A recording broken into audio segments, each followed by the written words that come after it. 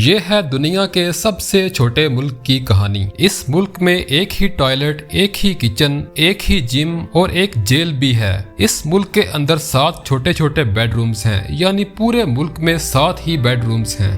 Britishers کی جانب سے سال 1942 میں ورلڈ وار 2 کے دوران ایک ریف فورٹ تعمیر کیا گیا تاکہ شمالی سمندر میں جرمن حملوں کو روکا جا سکے۔ ریف فورٹ کی یہ زبردست مضبوطی 300 سپاہیوں کے لیے تھی، اور پھر ورلڈ وار 2 ختم ہو جاتی ہے اور انگلینڈ کی گورنمنٹ اس ریف فورٹ کو 1956 میں چھوڑ دیتی ہے، اور اب ریف فورٹ کی ضرورت پیش نہیں آتی۔ چونکہ یہ ریف فورٹ انگلینڈ کی باؤنڈریز سے باہر انٹرنیشنل واٹرز میں بنایا گیا تھا، اور ورلڈ وار 2 ختم ہونے کے بعد یہاں پر 300 سپاہیوں کا انتظام کرنا اور اس فورٹ کے سارے سسٹم کو مینٹین رکھنا بھی اب بغیر کسی مقصد کے تھا، تو انگلینڈ نے اس ریف فورٹ کو خالی کر دیا اور اسے بین الاقوامی پانیوں میں چھوڑ دیا۔ 1960s میں رائے بیٹس نامی ایک شخص اپنا ایک ذاتی ریڈیو اسٹیشن بنانا چاہتا تھا، لیکن برطانیہ میں ان دنوں کسی بھی انڈیویجول کا ریڈیو اسٹیشن بنانا سختی سے منع تھا اور اس سے انلیگل بھی مانا جاتا تھا۔ BBC ریڈیو اسٹیشن اس وقت برطانیہ کا اکلوتا ریڈیو اسٹیشن ہوا کرتا تھا اور صرف BBC کو ہی نشریات کے رائٹس حاصل تھے۔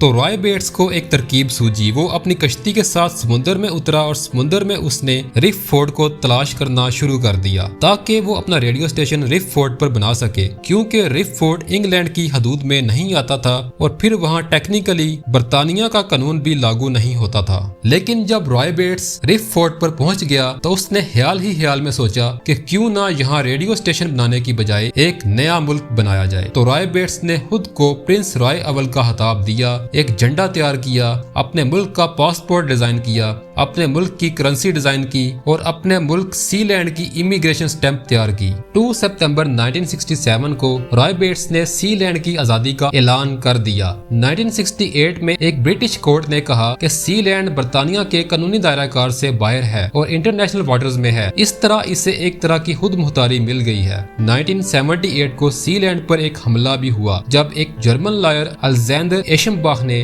مزدوروں کے ساتھ سی لینڈ پر قبضہ کرنا چاہا، اور اس نے 15 سالہ نوجوان شہزادے مائیکل بیٹس کو اس حملے کے نتیجے میں اغوا بھی کر لیا، جس کے جواب میں پرنس رائے بیٹس اور اس کے خاندان نے ایک فائٹر ہیلی کاپٹر کے ذریعے سی لینڈ پر ہوئے قبضے کو چھڑا لیا اور سی لینڈ کے فورٹ کو شہزادے سمیت واپس حاصل بھی کر لیا۔ 1975 میں سی لینڈ نے اپنا ایک کانسٹیٹیوشن بھی جاری کیا۔ اب سی لینڈ کے پاس ایک آبادی، حکومت، باؤنڈریز اور اپنا ایک کانسٹیٹیوشنل سٹرکچر بھی ہے۔ یہ ملک چھوٹا ہی صحیح لیکن اپنی پہچان بنانے کے قابل ہے۔ آج یہاں صرف ایک مستقل سولجر رہتا ہے، یعنی اس ملک کا صرف ایک ہی فوجی ہے جو سرحد کی حدود کی نگہبانی کرتا ہے اور سی لینڈ کی حفاظت کرتا ہے۔ سی لینڈ کا شاہی خاندان زیادہ تر برطانوی سرزمین پر آباد رہتا ہے۔ دوسری جنگ عظیم میں سی لینڈ 300 افراد تک آباد تھا، جبکہ سال 2002 میں اس کی آبادی تقریباً 27 افراد تک رہ چکی تھی۔ سی لینڈ کی معیشت کا دار و مدار چند ہی چیزوں پر پایا جاتا ہے، جیسا کہ سی لینڈ کا بیٹس کا خطاب بیچنا، تمغے اور سی لینڈ کے سکے بیچنا،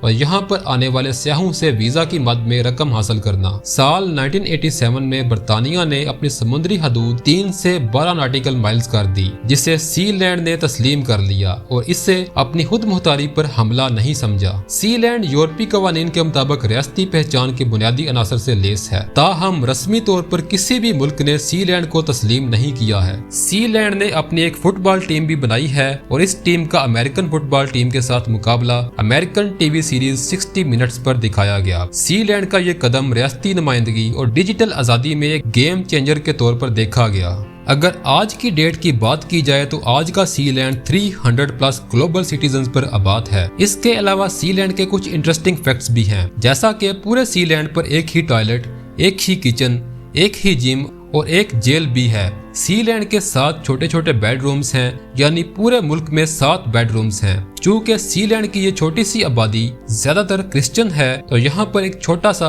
گرجا گھر بھی بنایا گیا ہے۔ سی لینڈ کی بجلی ونڈ پاور اور سولر انرجی سے پوری کی جاتی ہے۔ آج سی لینڈ کو بنے تقریباً 60 سے 61 سال گزر چکے ہیں اور آج بھی رائے بیٹس کی فیملی سی لینڈ کا نظام سنبھالے ہوئے ہے۔ پرنس لیام اور پرنس جیمز سی لینڈ کے نظام کو چلاتے ہیں۔ سی لینڈ کوئی مذاق میں بنایا گیا ملک نہیں ہے اور نہ ہی ही इसे कोई टूरिस्ट अट्रैक्शन के लिए बनाया गया है, बल्कि ये एक संजीदा लोगों का ग्रोह है जो एक नया मुल्क बनाने के लिए दुनिया भर में कोशां हैं। और ये लोग इस बात पर भी यकीन रखते हैं कि बर्तानिया ने सीलैंड को अनऑफिशियल तौर पर ही सही लेकिन इससे रिकॉग्नाइज किया हुआ है, क्योंकि बर्तानिया की अदालत ने एक ज्यूरिसडिक्शन दी थी कि सीलैंड बर्तानिया की हदूद से बाहर है। इसके अलावा एक जर्मन कैदी जो सीलैंड की जेल में था, जर्मनी की गवर्नमेंट ने सीलैंड से निगोशिएट करके उस कैदी को सीलैंड की जेल से आजाद करवाया। आज सीलैंड अपनी डिजिटल करेंसी पर भी काम कर रहा है और डिजिटल सिटीजन डाटा पर भी काम कर रहा है ताकि दुनिया के किसी भी कोने से कोई भी फर्द सीलैंड की नेशनैलिटी हासिल कर सके। सीलैंड का ये स्ट्रक्चर हम सब के लिए एक सबक है that you can do